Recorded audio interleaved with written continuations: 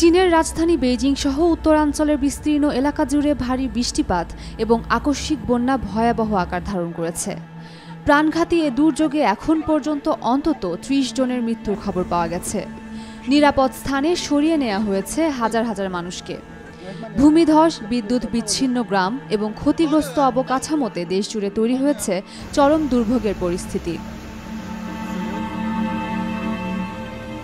চীনের রাষ্ট্রীয় সংবাদ সংস্থা সিনহুয়া ও অন্যান্য স্থানীয় গণমাধ্যম জানিয়েছে, রাজধানী বেইজিংয়ে সোমবার ২৮ জুলাই রাত ১২টার মধ্যে অন্তত ৩০ জনের মৃত্যু হয়েছে। সবচেয়ে বেশি প্রাণহানি ঘটেছে মিউন এলাকায়, যেখানে শতাধিক ঘরবাড়ি ক্ষতিগ্রস্ত হয়েছে।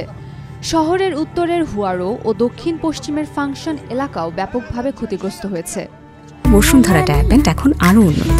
এই হট এয়ার থ্রো টপশিট দ্রুত শোষণ করে সোনামণিকে দেয় কোমল অনুভূতি। বেইজিং ডেইলি জানিয়েছে, শুধুমাত্র রাজধানীতে ৮০,০০০-এর বেশি মানুষকে সরিয়ে নেওয়া হয়েছে। আগত দুর্যোগের মুখে ৪৮ জন বৃদ্ধাকে একটি বৃদ্ধাশ্রম থেকে উদ্ধার করেছে দমকল বাহিনী। বন্যায় কিছু এলাকার সড়ক যোগাযোগ বন্ধ হয়ে গেছে এবং প্রায় ১৩০টি গ্রামে বিদ্যুৎ বিচ্ছিন্ন হয়ে পড়েছে। চীনের প্রেসিডেন্ট শি জিনপিং সোমবার ২৮ জুলাই রাতে দেশজুড়ে সংশ্লিষ্ট কর্তৃপক্ষকে হুঁশিয়ারি দিয়ে বলেন, সবচেয়ে খারাপ পরিস্থিতির জন্য প্রস্তুত থাকুন এবং বাসিন্দাদের দ্রুত নিরাপদ স্থানে সরিয়ে নিন। এদিকে চীনা সরকার ৯টি প্রদেশে বন্যায় ক্ষতিগ্রস্তদের জন্য ৩৫০ মিলিয়ন ইউয়ান, প্রায় ৪৯ মিলিয়ন মার্কিন ডলার এবং বেইজিংয়ের জন্য আলাদাভাবে ২০০ মিলিয়ন ইউয়ান বরাদ্দ করেছে।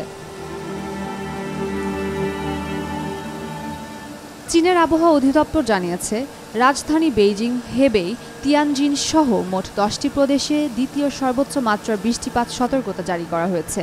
এই পরিস্থিতি বুধবার পর্যন্ত অব্যাহত থাকতে পারে বলে আশঙ্কা করা হচ্ছে। চীন প্রায় প্রাকৃতিক দুর্যোগের কবলে পড়ে।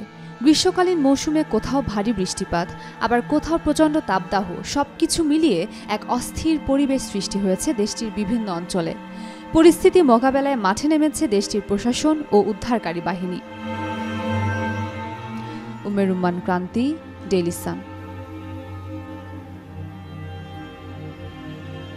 For more updates, follow us on Facebook, subscribe our YouTube channel, get the latest update on www.daily-sun.com.